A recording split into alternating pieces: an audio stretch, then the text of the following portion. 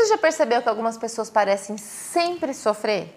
Que mesmo quando uma área melhora, logo surge outra dor, outro problema, outra tragédia? E se eu te dissesse que para algumas pessoas o sofrimento se tornou uma identidade? E se de repente você tivesse que responder, quem é você sem a dor? Você saberia? Ou sentiria um vazio tremendo por não ter mais o que contar da sua vida? Esse vídeo é para você que sente que tudo é mais difícil na sua vida. Para você que acredita que nada nunca dá certo, que a vida sempre te dá um peso extra. Para você que no fundo não sabe quem seria se não tivesse uma dor para contar. Pensa um pouco.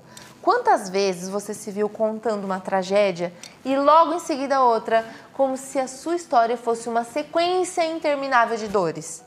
Quantas vezes você atraiu pessoas abusivas, relacionamentos tóxicos e pensou, por que isso só acontece comigo? E quantas vezes você se pegou dizendo, eu já não aguento mais, mas ao mesmo tempo não soube o que fazer com a calmaria quando ela veio?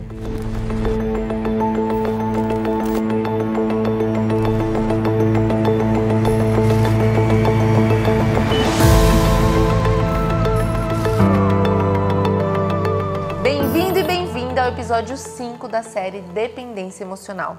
Eu sou Vanessa Cesnick, doutora em psicologia e especialista em sexualidade. Na minha experiência profissional, vejo que muitas pessoas não estão presas a um relacionamento, a um emprego ou a um trauma específico, mas sim a um padrão emocional que repete a mesma dor ou reveza outros tipos de dores. Nesse episódio, você vai entender o perfil coitadinho, a sua origem na infância, como ele funciona na vida adulta, o que essa pessoa faz para tentar ser amada, o que ela nunca mostra e 3 perguntas para você identificar se esse padrão está presente na sua vida. Aproveita, já deixa seu like e se inscreve no canal para não perder nenhum outro episódio. Lembra das perguntas que eu te fiz agora há pouco? Quem é você sem a dor? Será que você se reconhece fora do sofrimento? O coitadinho carrega o sentimento de que tudo é mais difícil para ele. Ele se acostumou a contar histórias de dor como se fossem capítulos de um filme de terror sem fim. O problema é real, não é teatro, não é manipulação, mas existe um padrão. A dor virou linguagem de existência para essa pessoa. Vamos observar alguns comportamentos característicos. Atrair relacionamentos tóxicos ou abusivos. Ele sempre se envolve com parceiros violentos, negligentes, reforçando a sensação de que sempre tem algo atrapalhando a minha vida, algo externo, né? Outro comportamento padrão, buscar culpados externos para tudo. Se algo dá errado na vida dele, é culpa do azar, do tempo, do governo, é um erro médico, ele nunca assume a responsabilidade pelo que acontece de ruim na sua própria vida. Outra coisa, paralisar diante de desafios. Quando surge uma oportunidade de crescimento que exige responsabilidade, ele trava fisicamente, emocionalmente ou por um acidente externo. Outro comportamento comum, contar histórias de sofrimento para gerar empatia.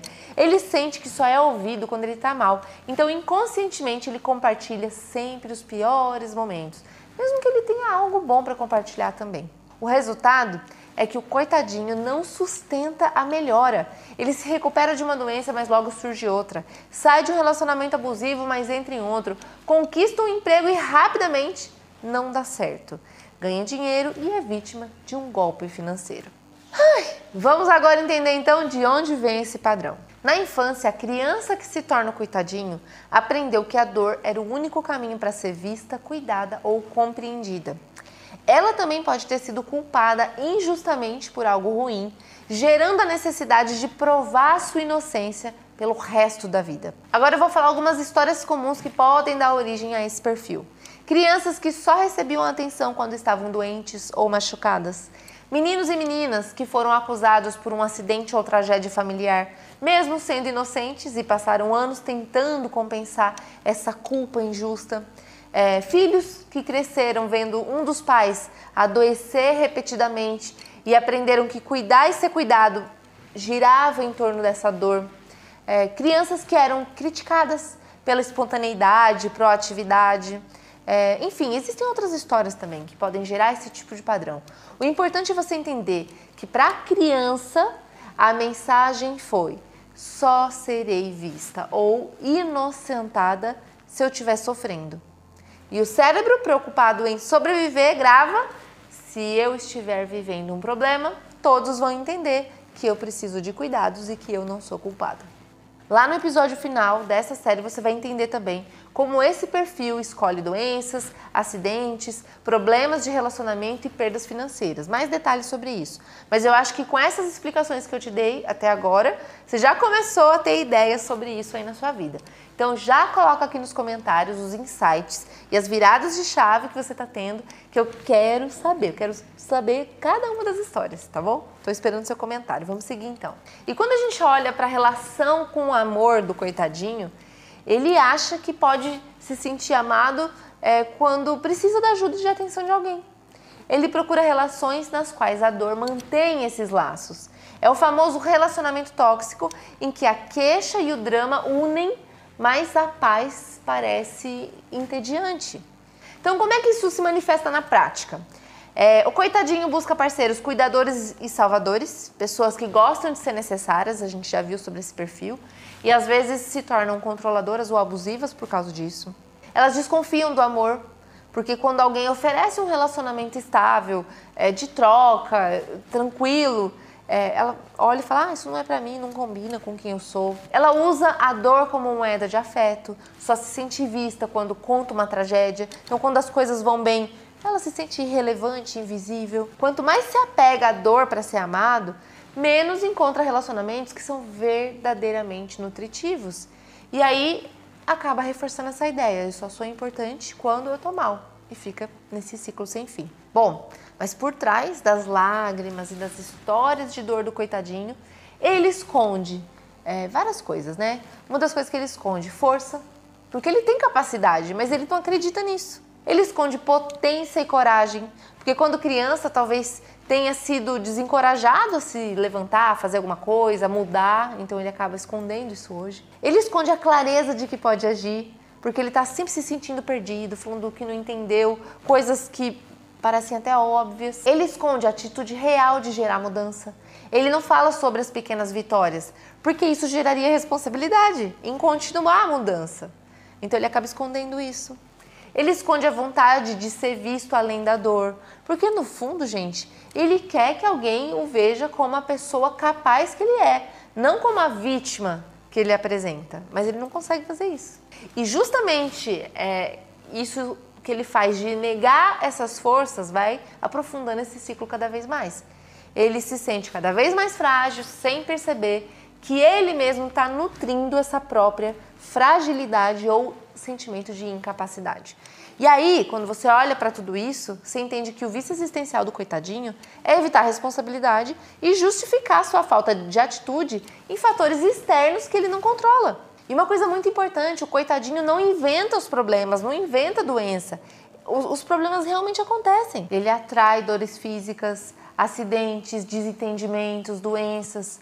Ele usa esses fatos verdadeiros como provas de que tudo é mais difícil na vida dele. Esse padrão se expressa assim: ele sempre encontra um motivo externo que explica por que não deu certo. E aí esse motivo externo às vezes é a doença, às vezes é o chefe, o marido, a má sorte. Ele crê que se a dor acabar, ninguém vai se importar com ele. E isso assusta demais. Ele se sabota quando tudo começa a melhorar para não ter que deixar a identidade de vítima e assumir a responsabilidade. Ele se alimenta da compaixão alheia. Cada vez que alguém diz: poxa, coitadinho, isso reforça a sua posição. Ele foge de situações que exigem escolhas ou decisões, porque, gente, isso significa assumir responsabilidade e sair do papel de vítima. Entender esse vício é fundamental para começar a neutralizar. E antes de fazer as perguntas do autoteste, eu sei que você deve estar se coçando para mandar esse vídeo para alguém. Então faz o seguinte: quando terminar esse vídeo, você volta lá no primeiro episódio e manda o primeiro episódio dizendo: amiga, amigo, pai, mãe, assiste essa série que é maravilhosa. Principalmente o do coitadinho, mas vai assistindo na ordem. E aí você não deixa tão na cara que você está, falando isso para a pessoa. Agora vamos avaliar também se você não está caindo no perfil do coitadinho. Responda sim ou não. para as perguntas que eu vou fazer. Você sente que para você as coisas são sempre mais difíceis ou mais dolorosas do que para as outras pessoas? Você costuma culpar fatores externos ou pessoas por seus problemas? E aí você se sente impotente diante disso? Você percebe que atrai relações abusivas ou tóxicas, ou até contextos que reforçam o seu papel de vítima? Se você respondeu sim a 2 ou mais perguntas, esse perfil pode estar ativo em alguma área da sua vida. E se você respondeu sim a uma, já fica aí com a antena ligada, porque esse padrão pode estar aparecendo na sua vida. No próximo episódio, vamos explorar o perfil do culpado. Aquela pessoa que se sente responsável por tudo que dá errado, vive pedindo desculpas e se autopune para aliviar a culpa. Você conhece alguém que carrega a culpa do mundo? Parece o oposto desse episódio que eu acabei de falar, né? Ou será que você se sente assim em alguma área da sua vida? Fica com a gente para poder descobrir. E se você gostou desse vídeo, já compartilha com todo mundo que você conhece para blindar o seu ambiente. Lembre-se, quando todo mundo fala a mesma língua, tem menos mal-entendidos e mais parceria para sair do automático. Te vejo no próximo vídeo. Tchau, tchau!